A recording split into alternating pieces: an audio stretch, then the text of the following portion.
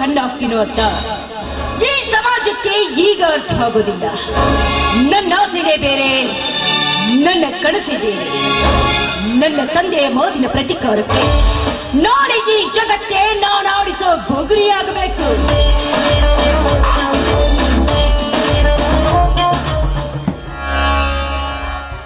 ಏ ಸೀತಾ, ಏನೇ ಅದು ಕೈಯಲ್ಲಿ ಹಿಡಿದದ್ದು? ಏನಿಲ್ಲಮ್ಮ, ಅಂದ ಹಾಗೆ ಇವತ್ತು ಗೌರಿ ಪೂಜೆಯ ಕೊನೆ ಶುಕ್ರವಾರ ಅಂತ, ಅದಕ್ಕೆ ನಾವು ದೇವರ ದರ್ಶನಕ್ಕಂತ ಹೊರಟಿದ್ದೆ. ಏನೇ ಗಯ್ಯೋಣಿ, ನನ್ನ ಗಂಡನನ್ನ ಜೈಲಿಗೆ ಕಳುಹಿಸಿ ಅವನೊಬ್ಬ ಕಳ್ಳ ಮಗನನ್ನ ಕಟ್ಟುಕೊಂಡು ನಿಮ್ಮ ಮನಸ್ಸಿಗೆ ಬಂದಕ್ಕೆ ಹಾರಾಡ್ತೀರೋ? ಈಗ ನೀ ಯಾರನ್ನ ಕೇಳಿ ದೇವರಿಗೆ ಹೊರಟಿರುವೆ? ಪಲ್ಲವಿ, ಏನ್ ಮಾತು ಅಂತ ಆಡ್ತಾ ಇದ್ಯಾ? ನಾನ್ ದೇವರಿಗೆ ಹೋಗ್ಬೇಕಂದ್ರೆ ನಿನ್ನ ಅನುಮತಿಯನ್ನ ಪಡೆಯಬೇಕೇನು? ನಾನು ಪ್ರತಿ ಹೆಜ್ಜೆ ಕಿತ್ತಿಟ್ರು ಈ ಮನೆಯಲ್ಲಿ ನನ್ನ ಅನುಮತಿ ಬೇಕೇ ಬೇಕು ಅಂತ ನಾನು ಆವತ್ತೇ ಈ ಮನೆಗೆ ಬಂದಾಗ ಹೇಳಿರ್ಲಿಲ್ವೇ ನಿಮ್ಗೆ? ಬೇರೆ ಮತ್ ಹಾಗೆ ಮುಖ ನೋಡ್ತಾ ಇದ್ದೀಯ? ಈ ಮನೆಯ ಮೇಲಿದ್ದ ಎಲ್ಲ ಸಾಲವನ್ನ ನನ್ನ ತಂದೆಗೆ ಹೇಳಿ ಮನ್ನಾ ಮಾಡಿಸಿದ್ದು ಆಮೇಲೆ ಮರೆತು ಬಿಟ್ಟಿಯ? ಪಲ್ಲವಿ, ಏನು ಮಾತಂತ ಆಡ್ತಾ ಇದ್ಯಾ? ಅದಕ್ಕೋಸ್ಕರ ನೀನು ಇಷ್ಟೊಂದು ನಮ್ಗೆ ಶಿಕ್ಷೆಯನ್ನು ಕೊಡ್ತೀಯನಮ್ಮ. ನೋಡಮ್ಮ, ಖಂಡಿತ ಈ ರೀತಿ ಮಾಡ್ಬೇಡ. ನೋಡು, ನೀನನ್ನ ಒಡ ಹುಟ್ಟಿದ ತಂಗಿ ಅಲ್ವೇನು? ಮುಚ್ಚೆ ಬಾಯ್ಡ, ನಿನಗೆ ಅಕ್ಕ ಅಂತ ಹೇಳ್ಕೊಳ್ಳೋದಕ್ಕೂ ನನಗೆ ನಾಚಿಕೆ ಆಗ್ತಾ ಇದೆ. ಆಸ್ತಿ ಆಶೆ ವಿಷ ಬೀಜವನ್ನೆಲ್ಲ ನನ್ನ ಗಂಡನ ತಲೆಯಲ್ಲಿ ತುಂಬಿ ಅವನಿಂದ ನಿನ್ನ ಸ್ವಂತ ಅಣ್ಣನನ್ನೇ ಕೊಲೆ ಮಾಡಿಸಿದ ಕೊಲೆ ನುಡಿಯದಿರು. ನೀ ನನಗೆ ಇನ್ನೊಮ್ಮೆ ತಂಗಿ ಎದ್ದು ನಾನು ಈ ಮನೆಗೆ ಸಸಿಯಾಗಿ ಬರುವೆನೆಂದು ಮೊದಲೇ ನೀ ತಿಳಿದು ನೀ ಎಲ್ಲ ನಾಟಕ ಮಾಡಿದ್ದು ನೀನೇ. ಈಗ ಗಂಡನಿಲ್ಲದೆ ಇದ್ದಾನೆ ಅಂತ ಜನ ನನ್ನ ಬಗ್ಗೆ ಆಡ್ಕೊಳ್ತಾರೆ. ಗಂಡ ಬೇಕಾದ್ರೆ ಬಂಡಕ್ಕೇಳು ಕಲ್ಲು ಬಂದು ತಲೆ ಮೇಲೆ ಬಿದ್ರು ಕೂಡ ಗಂಡನೇ ತನ್ನ ಸರ್ವಸ್ವ ಅಂತ ತಿಳ್ಬೇಕು. ಅದು ಸ್ತ್ರೀ ಕುಲದ ಮರ್ಯಾದೆ ಅಮ್ಮ, ಮರ್ಯಾದೆ. ನನಗೇನೆ ಅಡಕಿಸಿ ಮಾತಾಡ್ತೀಯ? ಮರ್ಯಾದೆಯಿಂದ ನಾ ಹೇಳಿದ ಕೇಳ್ತೀಯೋ ಅಥವಾ? ಆಯ್ತು, ನನ್ನ ಅಡಿಯಾಗಿಯೂ ನನ್ನ 8 ವರ್ಷದ ಮಗುವಿನ ಮೇಲೆ ಅಡಿಯಾಗಿಯೂ ನಿನ್ನ ಮಾತನ್ನ ನಾನು ಕೇಳ್ತೀನಮ್ಮ, ಕೇಳ್ತೀನಿ. ಗಂಡನಿಲ್ಲದ ಮನಸ್ಸಿಗೆ ನೆಮ್ಮದಿ ಇಲ್ಲ. ಆಯ್ತಮ್ಮ, ಹಸಿರಿ ಪುಸ್ತಕರ ಮಾತಲ್ಲಿ ನನ್ನ ಕಾಲು ಒತ್ತಿರ್ಬೇಕಾದ್ರೆ ನನ್ನ ತಂಗಿಯ ಕಾಲು ಒತ್ತಿದ್ರೆ ತಪ್ಪೇನು? ಆಯ್ತಮ್ಮ, ಆಯ್ತು.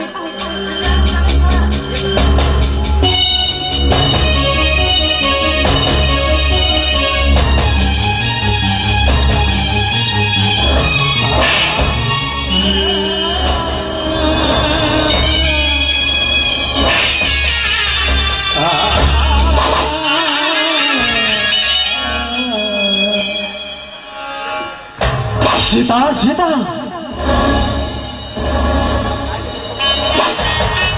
ಯಾಕೆ ಬಡ್ಕೋತೀಯ? ಸೀತಾ ಏನ್ ಮಾಡ್ತಾ ಇದ್ದಾಳೆ ಅಂತ ನಿನಗೆ ಕಾಣಿಸೋದಿಲ್ವೇ? ಅಮ್ಮ ಪಲ್ಲವಿ, ನಿನಗಿಂತ ಹಿರಿಯವರಿಂದ ಈ ಸೇವೆ. ನೀನು ಮಹಾಭಾರತದ ಕುಂತೆ ಗಾಂಧಾರೆ ಇವರನ್ನ ನೆನಪಿಸಿಕೊ. ಇವರಿಗೆ ದಾಸಿಯರಿದ್ದಾರೋ ಇಲ್ಲವೋ ಎಂಬುದನ್ನ. ಓಹೋ,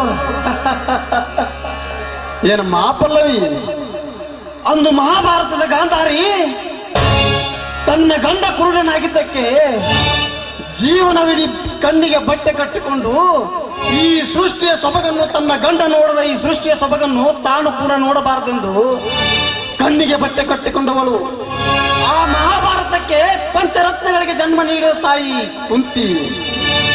ಅಂತ ಮಹಾತಾಯಿಯಂದಿರಿಗೆ ದಾಸಿಯರಿದ್ದಾರೆಂದು ನನ್ನ ಮರದಿಯನ್ನು ನಿನ್ನ ದಾಸಿ ಮಾಡಿಕೊಂಡೆ. ಯಾಕಾಗಬಾರದು? ಹಿಂದೆ ನಾನು ಈ ಮನೆಗೆ ಬಂದಾಗ ನನ್ನ ತಂದೆಯವರು ನಿಮಗೆ ಹೇಳಿದ ಮಾತೇನು? ಅದಾವ ಮಾತಮ್ಮ, ಏನೆಂದು? ನೀನಾದ್ರೂ ಸಹ ನನ್ನ ಸೇವೆ ಮಾಡುತ್ತೇನೆಂದು. ಚಿಕ್ಕಮ್ಮ, ನಮ್ಮ ಅಪ್ಪ ಅಮ್ಮನನ್ನು ಒಟ್ಟಿಗೆ ಸೇವೆಗೆ ಇಟ್ಟುಕೊಂಡಿರುವಲ್ಲ, ಇದು ನನಗೆ ತುಂಬಾ ಸಂತೋಷವಾಯಿತು. ನಾನು ನಿನ್ನ ಪಕ್ಕದಲ್ಲಿ ಹಕ್ಕಿಯಾಗಿರ್ತೇನಮ್ಮ.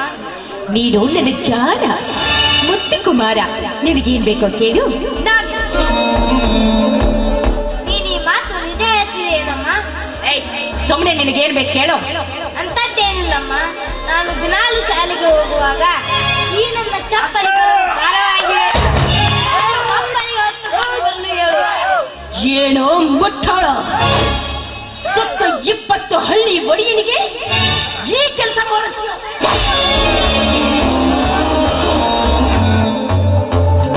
ಮತ್ತೆ 70 ಹಳ್ಳಿಯ ದೇವರಿಗೆ ಪ್ರಿಯನಾದ ನನ್ನ ತಂದೆ ತಾಯಿಗೆ ಈ ನಿನ್ನ ಕೆಲಸ ನೀಡುತ್ತೇನಮ್ಮ. ಸೀತಾರಾಮ, ಮಿತಿ ಮೀರ್ತು ನಿಮ್ಮ ಕಂದನ ಮಾತುಗಳು. ಈ ಮನೆಯಲ್ಲಿ ಇವನಿರಬೇಕು ಒಂದು, ಇಲ್ಲ ನಾನಿರಬೇಕು ಒಂದು. ಹಾಗೆ ಹಠ ಹಿಡಿಯಬೇಡಮ್ಮ, ಹಾಗೆ ಹಠ ಹಿಡಿಯಬೇಡ. ತಿಳಿಯದೆ ತಪ್ಪು ಹಾಡಿದರೇನಾಯ್ತಮ್ಮ? ಅಮ್ಮ, ನಿನ್ನ ಸೇವೆಗೆ ನಾವಿದ್ದೇವಮ್ಮ, ನಾವಿದ್ದೇವೆ. ಈ ರೀತಿ ಹಠ ಹಿಡಿಯಬೇಡಮ್ಮ. ನೀನು ಈ ಮನೆಯ ಕಿರಿಸೊಸೆ ಅಮ್ಮ, ಈ ಮನೆಯ ಕಿರಿಸೊಸೆ. ಅಪ್ಪ, ಇವಳು ಈ ಮನೆಯ ಕಿರ್ಸತಿ ಅಲ್ಲಪ್ಪ, ಈ ಮನೆಯನ್ನೇ ನುಂಗಲು ಬಂದ ಹಿರಿಯ ರಾಕ್ಷಸಿ ಇವಳು. ನೀವದೇನು ಮಾಡ್ತಿರೋ ಅಂತ ನೋಡ್ತೀನಿ. ಎಲ್ಲೋ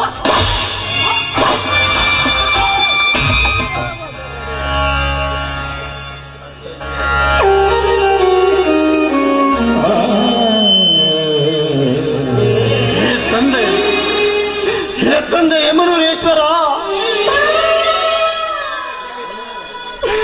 ದಿವ್ಯ ಜ್ಞಾನ ಜ್ಯೋತಿಯಾಗಿ ಎಲ್ಲರ ಹೃದಯ ಕಮಲದಲ್ಲಿ ಸದಾ ಬೆಳಗುತ್ತಿರುವ ನೀನು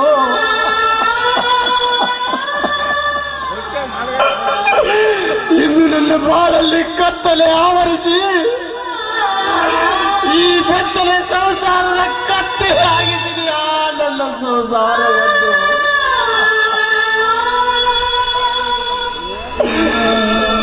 ತುಂಬಿದ ಮನೆ ತುಳುಕಬೇಕು, ಮಾತಿನ ಅಳುಕ ಬಂದರು ಈ ಪುಣ್ಯ ಶ್ರೀರಾಮನ ಕಳುವಿನ ಅನ್ನವಿದ್ದರು. ಪುಣ್ಯ ಶ್ರೀರಾಮನ ಮನೆಯ ಹೆಸರು ಬರಬೇಕೆಂದರೆ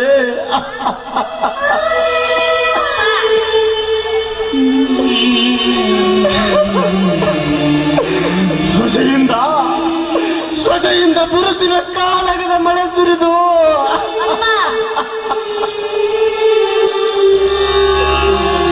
ಎನ್ನ ಬಾಳೆ ದಿಕ್ಕು ತಪ್ಪಿ ಹೋಯಿತಲ್ಲ.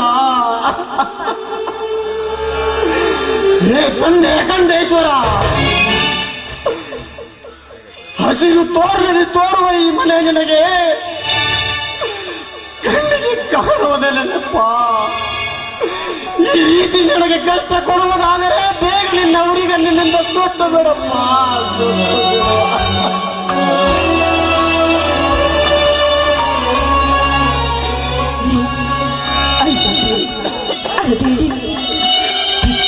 ಕೋಪದಿಂದ ಭೂಮಿ ತನ್ನ ಒಳಲನ್ನೇ ಕಳೆದುಕೊಳ್ತಿರ್ಬೇಕಾದ್ರೆ ನಾವು ಹೇಗೆ ಬದುಕು ಮಾಡೋಕ್ಕೆ ಸಾಧ್ಯ? ಎಷ್ಟೋ ಜನರು ಭೂಮಿ ಮೇಲೆ ಮಣ್ಣಾಗಿ ಹೋಗ್ತಿರ್ಬೇಕಾದ್ರೆ ನಾವು ಈ ಭೂಮಿ ಮೇಲೆ ಬದುಕಿದ್ದ ಪ್ರಯೋಜನ ಏನ್ರಿ? ನಾವು ಈ ಭೂಮಿ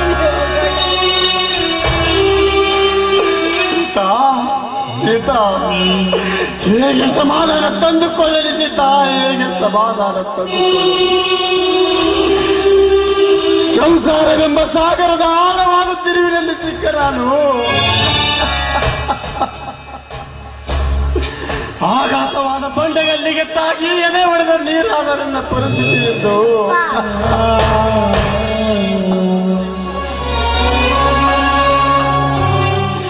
ಎದೆ ಹೊಡೆದು ನೀರಾಗಿ ಹೋಗಿದೆ ಸೀತಾ, ಎದೆ ಹೊಡೆದು ನೀರಾಗಿ ಹೋಗಿದೆ.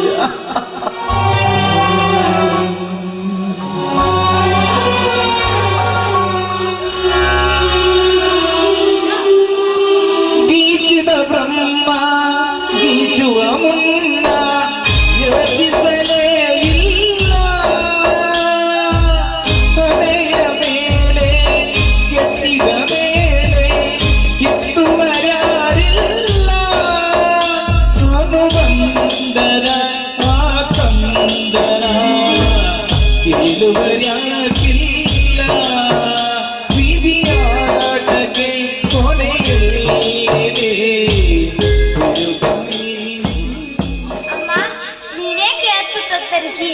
ನಿನ್ನ ಗಂಡನೇ ಹಾಳು ಮಾಡ್ಕೊಳ್ತೀಯಮ್ಮ. ವಿಧಿ ದೈವ ಯೋಗವನ್ನು ಗೆದ್ದವರಾರು. ವಿಧಿ ಲಿಖಿತವನ್ನು ತಪ್ಪಿಸಲು ಯಾರಿಂದ ಸಾಧ್ಯವಿಲ್ಲ. ಹೆಣ್ಣಂದ್ರೆ ಈ ಜಗದ ಕಣ್ಣು. ಹೆಣ್ಣಿನಿಂದಲೇ ತೂಗುತ್ತಿದೆ ಈ ಜಗದ ತೊಚ್ಚಲು. ಬಾರಮ್ಮ ಬಾ, ಹಸಿವಾಗಿದೆ, ಊಟ ಕೊಡಬಾರಮ್ಮ.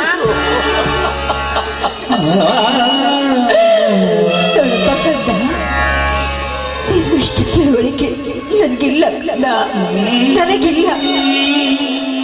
ನೋಡಪ್ಪ, ಹೊಟ್ಟೆ ತುಂಬಾ ಹಸಿದೆ ಅಂತ ಹೇಳ್ತಾ ಇದ್ದೇನಪ್ಪ.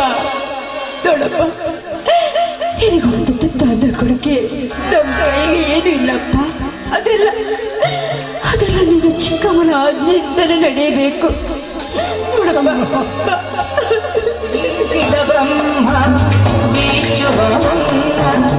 ಯೋಚಿಸಲೇ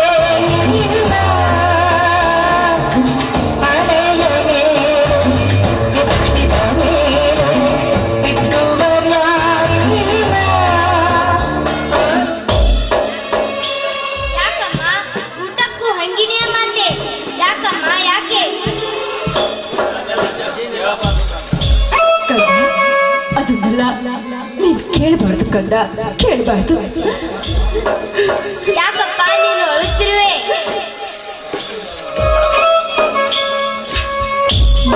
ಯಾಕೂ ಇಲ್ಲ ಮಗು. ನನ್ನ ಕಲ್ಲಮ್ಮನ ಮಾತು ಕೇಳಿ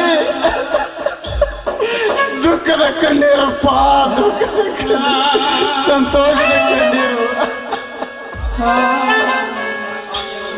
ಆ ಕಣ್ಣೀರಿನೊಂದಿಗೆ ನೀವೆಲ್ಲ ನಗುತ್ತಿರಬೇಕಪ್ಪ. ಹೀಗೆ ಅಳುಮುಖ ಇರಬಾರದು. ಇದಕ್ಕೆ ನಾವು ಎದುರಾಗಿ ನಿಂತಾಗಲೇ ನಾವು ಸುಖದ ಸೋಪಾನ ಏರುವುದು. ಅಂದಾಗ ಬ್ರಹ್ಮಾಂಡದ ನಾಯಕರಾದ ನೀವೇ ಹೀಗತ್ತರೆ ಈ ಲೋಕದ ಗತಿ ಹೇಗೆ? ಕಂದ, ಯಾಕೆ? ಚಿಕ್ಕಪ್ಪನಿಲ್ಲ ಅಂತ ನೀವೆಲ್ಲ ರೋಧಿಸುತ್ತೀರಾ? ಅವನ್ನೆಲ್ಲ ನಾಳೆ ಗೆದ್ದು ಬರ್ತಾನೆ, ಬನ್ನಿ. ಬಾ ಕಂದ, ಹೋಗೋಣ ಬಾ.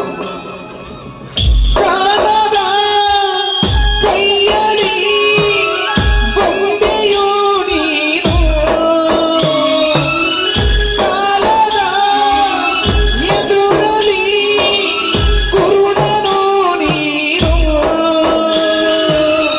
ಅರ್ಥವೆಯಾಗದ ಜಗದಲ್ಲಿ ಅಕ್ಕರೆ ಹುಡುಕಿದೆ. ತಮ್ಮನ ಆಜ್ಞೆ ಪಾಲಿಸುವುದಕ್ಕಾಗಿ ಈ ಮನೆಗೆ ಸೊಸೆಯಾಗಿ ಬಂದವಳನ್ನು ಸೊಸೆಯಂತೆ ನೋಡಿಕೊಂಡರು. ಅದು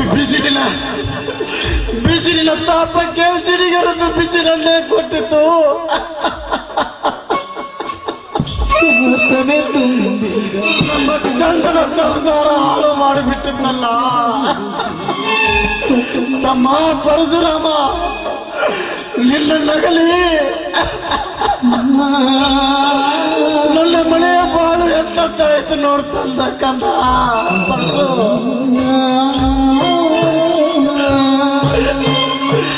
ತಮ್ಮನೆ ಸರ್ವಸ್ವರೆಂದು ಬಾಳಿದ ನಮಗೆ ತಮ್ಮನ ಹೆಂಡತಿಯಿಂದ ಇಂಥ ವಿಧಿ ಬಂದಿದ್ದೆ. ಅದೆಂಥ ಮೋಸದ ಸಂಚೆ ಎಣಿದಿರುವೆ ದೇವ. ಇನ್ನು ಎಷ್ಟೊತ್ತು ಕಾಡುತ್ತಿರುವೆ ನಮ್ಮ ಈ ಬಾಳನ್ನು. ಗೀಚಿತ ಬ್ರಹ್ಮ ಗೀಚುವ ಮುನ್ನ ಯೋಚಿಸಲೇ ಇಲ್ಲ. ತಲೆಯ ಮೇಲೆ ಕೆತ್ತಿದ ಮೇಲೆ ಕಿತ್ತುವರ್ಯಾರಿಲ್ಲ.